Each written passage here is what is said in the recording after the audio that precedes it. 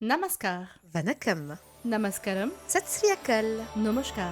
Namasté le cinéma. Nous sommes le vendredi 30 janvier 2026 et voici les actualités des cinémas indiens en bref, proposées par Elodie et Asma du magazine Bolly & Co.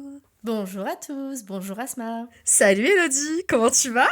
Ça va, à part la cacophonie ambiante, puisque j'ai la délicieuse mais bruyante visite de mes neveux et nièces. Ah, Je prie donc à tous nos chers auditrices et auditeurs de bien vouloir m'excuser pour ce léger désagrément. on leur souhaite évidemment la bienvenue dans ce nouvel épisode de notre podcast, dont l'ordre du jour est assez chargé. En effet, la nouvelle vient de tomber, Ardit Singh arrête sa carrière. Quoi? Bon, avant de continuer, il faut qu'on parle de qui est Ardit Singh. Ouais. C'est effectivement l'un des chanteurs majeurs de l'industrie musicale et cinématographique indie.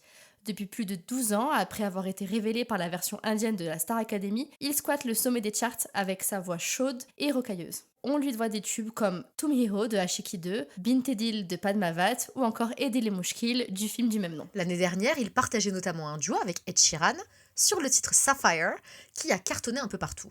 Et en janvier 2026, il devenait l'artiste le plus suivi sur Spotify au monde, avec 170 millions de followers, et ce devant Taylor Swift, Billie Eilish ou encore le groupe BTS. Arrête, ne me parle pas de BTS, j'ai pas réussi à choper ma place de concert, ok?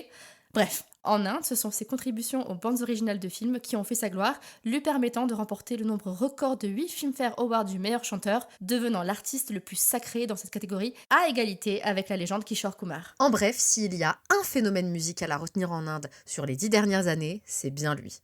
Mais donc, qu'est-ce que c'est que cette histoire de retraite enfin? En effet, ce mercredi 28 janvier, le chanteur a annoncé sur ses réseaux sociaux qu'il arrêterait sa carrière de chanteur pour le cinéma. Il en a également profité pour remercier son public de l'amour qu'il a reçu durant toutes ces années. Et pourquoi une telle annonce? Pas d'explication de la part de l'artiste, mais il semblerait qu'il ait choisi de se concentrer sur d'autres projets. Il serait effectivement sur le point de réaliser son premier film, dans lequel il lancera la carrière de la jeune Shora Siddiqui, fille du comédien Nawazuddin Siddiqui. Ce dernier y fera par ailleurs une apparition spéciale. Si nous en savons peu à propos de ce film, il s'inscrirait toutefois dans le registre du récit d'aventure. Waouh! Ça veut donc dire qu'il ne chantera plus jamais? Pas sûr, il n'a pas annoncé qu'il arrêterait sa carrière de chanteur, mais sa contribution aux musiques de films.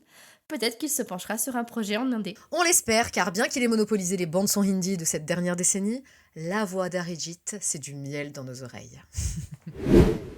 Asma, le projet à venir semble te plaire, je me trompe? Plutôt oui.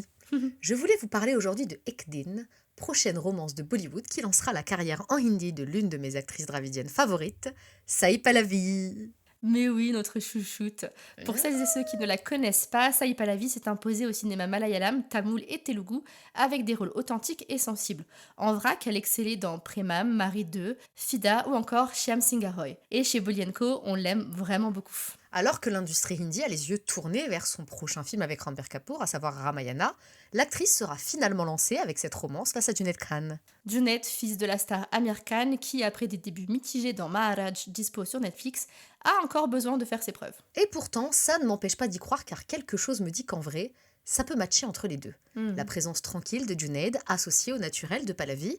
Sans trop savoir pourquoi, ça me donne envie de croire en ce projet, dont le teaser sorti il y a quelques semaines révèle une atmosphère tendre et surannée. Produit par Amir Khan, Ek Din est le remake du film thaïlandais One Day, sorti en 2016, dont il reprend tout de même beaucoup d'éléments visuels. Certes, mais la romance a fait un retour intéressant en Inde en 2025, même si certaines propositions m'ont laissé sur le carreau. Est-ce que Ek Din sera une bonne surprise ou une énième déception?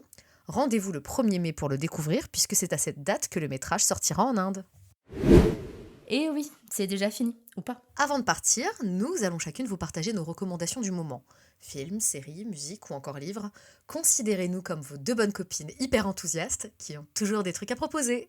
Ma recommandation du jour est un livre qui m'a vraiment secoué lors de mon dernier voyage en Angleterre. Dans les flammes ou A Burning en version originale de Megha Majumdar. C'est un premier roman assez court qui se lit comme un thriller social et que je trouve ultra pertinent quand on connaît l'actualité indienne ou même la nôtre. Tout commence à Calcutta par un simple commentaire sur Facebook. Jivan, une jeune femme de 17 ans issue des quartiers pauvres, critique l'inaction de la police après un attentat. Ce commentaire va la transformer en parfait bouc émissaire et sa vie va basculer. Ce qui est vraiment bien dans ce livre, c'est que le récit croise son destin avec deux autres personnages. D'abord Lovely, une femme transgenre qui rêve de devenir une star de cinéma, et ensuite Pitty Sir, un prof de sport qui se retrouve attiré par le pouvoir et la politique d'extrême droite. Tous deux détiennent les clés qui pourraient sauver Jivan, mais pas à n'importe quel prix, celui de leur ambition. Waouh. Pourquoi je le conseille? Parce que Megha Majumdar n'essaie pas de réécrire l'histoire, elle dissèque surtout le comportement humain dans une société corrompue et pose une question très simple. Jusqu'où serions-nous prêts à aller pour réussir? C'est court, puissant et ça ne laisse clairement pas indifférent. Vous pouvez trouver Dans les flammes aux éditions J.C. Lattès. Ça va aller dans ma pile à lire direct. Ma recommandation de la semaine, c'est à vrai dire un restaurant auquel j'ai eu le plaisir de goûter la semaine dernière avec mes copines du ciné-club d'Essikino, le Mumbai Café, situé 6 rue de Trévise dans le 9e arrondissement de Paris. Ce restaurant rend hommage à la gastronomie de Mumbai avec des cocktails signatures, des vada pav, dahi puri et autres merveilles de la cuisine nord-indienne traditionnelle. Tu veux nous engraisser, Asma? Je plaide coupable. Blague à part, j'avais envie de vous partager cette adresse pour celles et ceux qui auraient envie de découvrir la cuisine indienne autrement, en sortant un peu des sempiternelles nanes à la vache qui rit et autres innovations un peu rébarbatives. Je profite de l'occasion pour remercier Nethan, ma copine de l'aventure des Sikino, pour m'avoir fait découvrir ce bon plan.